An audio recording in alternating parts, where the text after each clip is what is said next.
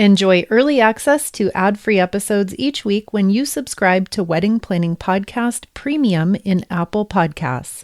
Enjoy the show. Why, hello there, and welcome to this week's episode of the Wedding Planning Podcast. I am so excited to share this one with you. I'm always excited to share a new show with you, but this topic in particular can make or break your wedding day. And I do not say that to scare you, and I don't say that to be dramatic. I say it because it's true. There are a couple of wedding universal truths that I want to share here quickly. And the first one is that your wedding day is going to fly by. I mean, seriously, in the blink of an eye, you're going to be waking up in the morning and then you'll blink and it's going to be over.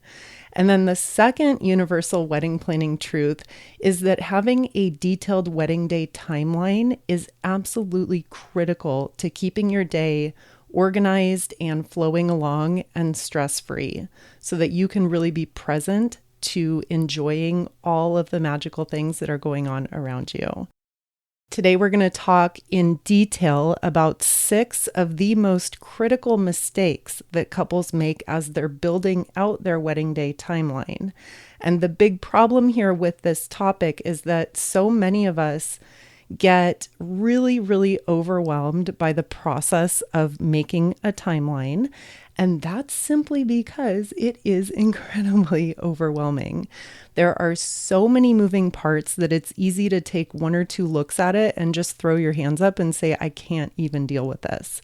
So today I'm going to highlight some of the top mistakes that I see couples make as they're building out their wedding day timeline so that you can sidestep these major pitfalls and sit back and rest easy knowing that you've covered all your bases. I've been on 6 calls this week with engaged couples, and 5 of those 6 calls were focused primarily on helping them with some pretty major wedding day timeline issues. So today's free episode is a great starting point, but if you want more personalized help in getting all the details of your specific wedding day timeline ironed out, that's an option. I do offer one-on-one calls, and you can simply visit weddingplanningpodcast.co and click on the Work With Me tab for more information on how to book a call. You can also check today's show notes when you have a hands-free moment. I release about a dozen of these each month, and they book very quickly. So if you're interested, book yours today. Details in the show notes. And with that, I'm going to start with timeline mistake number 1. And spoiler alert, this is actually not real number 1. This is just a little bonus to get us started. We're all on the same page here. The first mistake is not making a wedding day timeline or thinking that you can just wing it and play it by ear. And I know that you would never, ever do that, right? So we're all on the same page. We need an airtight, time-stamped wedding day timeline that includes every single little minute detail of your day from start to finish. And now we're going to launch into the real first mistake that I'm highlighting today, and that is not allowing for enough cushion time to cover for unexpected delays. Delays are going to happen no matter what we do. We can control ourselves, but we cannot control others. And delays with traffic, with travel time to and from, with people arriving late, with a sudden unexpected spot on someone's dress that needs to get cleaned up, with steaming clothing, steaming groomsmen's pants, shirts, steaming bridesmaids' dresses. This is huge. I've been in weddings where we spent an hour in the getting ready room taking last minute wrinkles out of our dresses and completely unaccounted for time that just disappeared. So allow yourself buffer time, because please trust me, you're going to need it. And if you don't need it and you have an extra 20 minutes to spare here and there during, throughout your wedding day, you'll be thankful for it. You can sit down, take a deep breath, check your text messages, Be present, have a laugh with your loved ones. It's not going to hurt to have some extra time. If you need it, then great, it's there. And again, if you don't need it, then you get a couple minutes to sit down and chill out. So please do yourselves a favor and allow for cushion time to cover for all this unexpected stuff that is inevitably going to come up.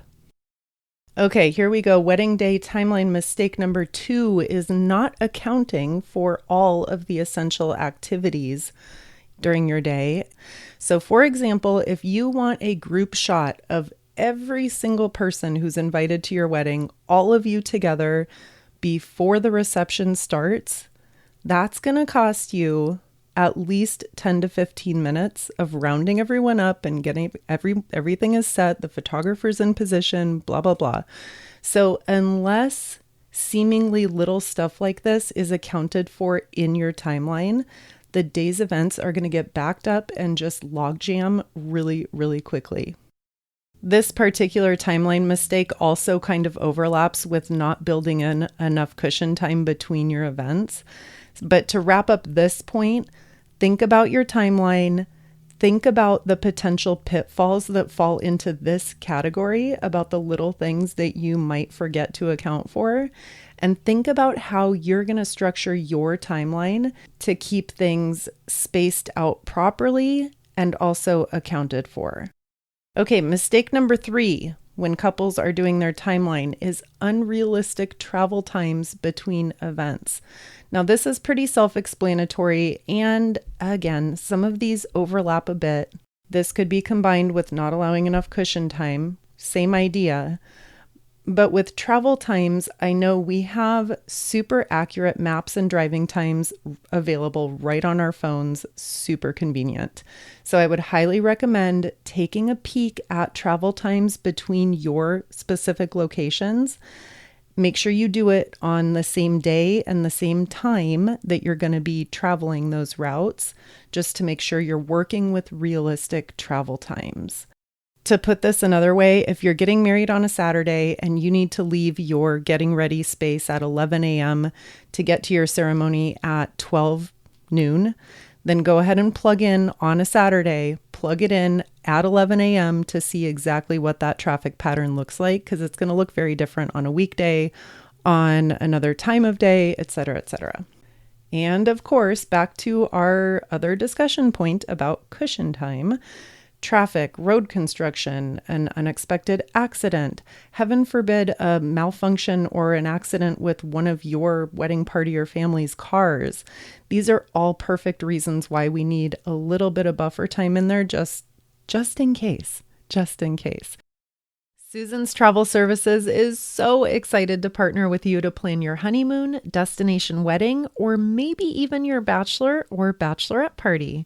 Susan and her team have been planning dream vacations for 27 years, and they are truly the best in the business for start to finish planning services.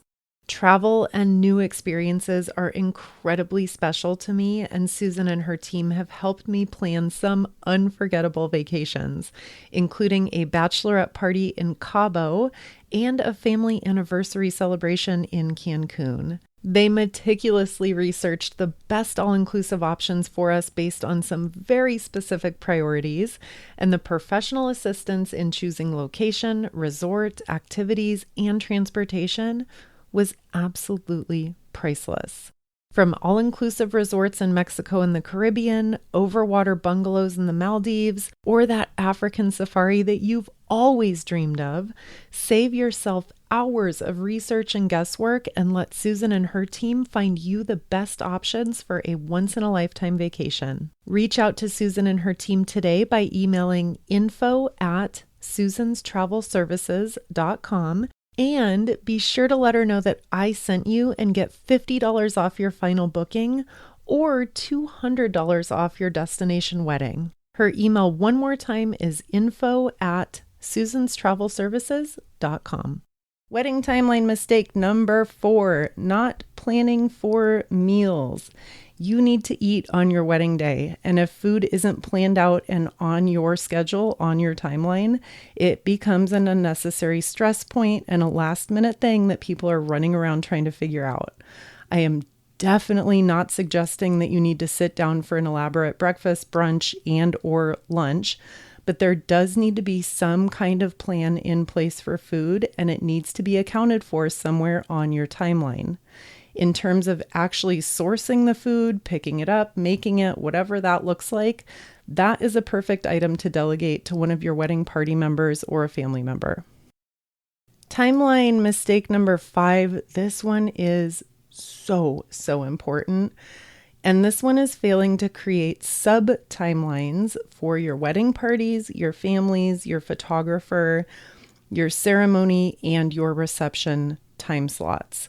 This is so important, and this, incidentally, is typically where a lot of us become entirely overwhelmed and like, I can't do this. I don't have the organizational skills to even start to handle this.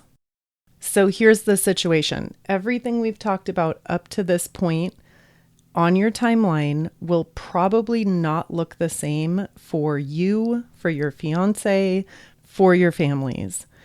You are obviously the focus of the day, along with your partner, and your timeline is critical, but unless everybody else is on the same page about where to be and when, we're going to experience delays and miscommunications and misses. So your fiance and their wedding party cannot still be in the swimming pool drinking whiskey at 2 p.m. if the ceremony starts at 2:30. That's a real scenario, and it happens all the time. I will usually recommend that you start with a master timeline. That's what we're talking about today. Start with a master timeline that's centered around where you need to be and when. And then you're going to need to create separate timelines that are required for your unique situation.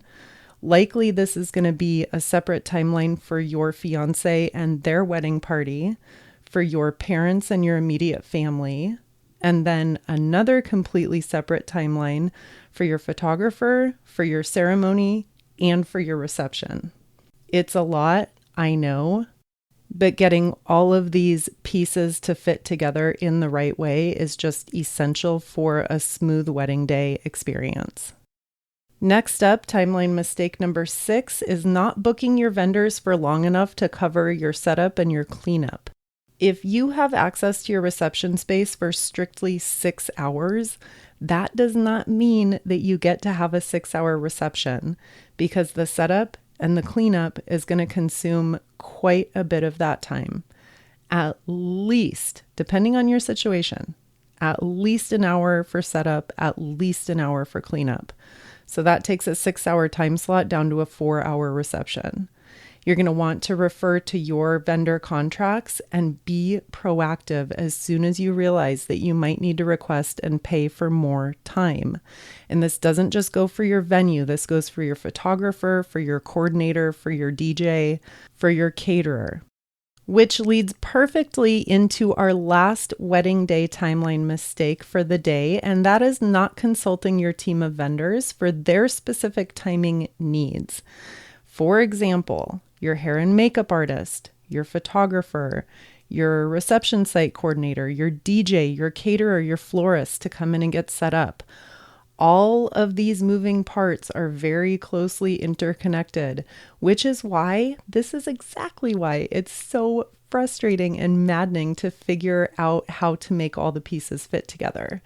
So if you have everything all set out with timestamps, but then your photographer chimes in with needing 5:30 to 6:30 for photos during the golden hour, which also incidentally is right smack in the middle of your cocktail hour, you're going to need to prioritize and make some decisions and work with everybody so that you're all on the same page about exactly what is happening and when. Don't give up out of frustration. Don't dismiss or minimize your timeline and feel like you'll just figure it out the day of. What we're talking about today, your timeline, is the critical part of being able to relax and enjoy your wedding day that you've both spent so much time planning for. As we wrap up today's show, I will say if you've invested in working with a professional wedding coordinator, so either a day of coordinator or even a more full service coordinator, then your timeline will likely mostly be handled for you. However, that does not mean that you get to check out from the process and just trust that everything is going to be taken care of. Your eyes, your proactive engagement with the process are also very critical so that you can spot things that might have been overlooked, or you might notice timeline elements that are very high personal priorities that haven't been included. If you're set on having a group photo taken of everybody together, but it's not on your master timeline or on your photographer's timeline, then the chances of that happening on the fly are really, really slim. And your wedding coordinator has no way of knowing that this is important to you unless you have taken the time to spot it and point it out to them. So any special traditions that you want included at your reception, maybe a family-only brunch on the wedding day morning, maybe it's squeezing in a quick yoga session so that you can clear your mind before everything gets underway. This is all stuff that only you know is important, so it is critical that you are involved and not just handing this off to a coordinator and trusting that they're going to be able to read your mind and cover all your bases. Okay, we covered a lot today, and timeline issues, complications, and questions are so common. If you're feeling mystified by this entire process, it's not just you. I do have one-on-one wedding strategy calls available next month in October. They will book very fast. So if you'd like to hop on a call to get your wedding day timeline questions ironed out, I am here for you. And I would love to help. You can find details on how to book your call at weddingplanningpodcast.co and click the Work With Me tab that you'll see on the website. Thank you so much for spending this time with me here today, and we'll meet again next week, same time, same place.